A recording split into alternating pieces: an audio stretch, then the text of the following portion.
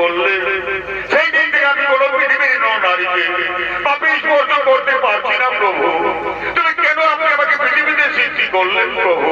কেন কেন আপনি আমাকে সৃষ্টি করলেন? শান্ত হও, শান্ত পাপ পুরুষ, তুমি শান্ত হও। তোমার ওই জায়গা হবে পৃথিবীতে। একাদশী ব্রতের দিনে তুই পঞ্চশস্যের মধ্যে অবস্থান করবে। একাদশী ব্রত পালন করে যারা পঞ্চশস্য ভক্ষণ করবে তাদের মধ্যে তুমি কোটি কোটি পাপ প্রবেশ করবে, তাদের তুমি মহা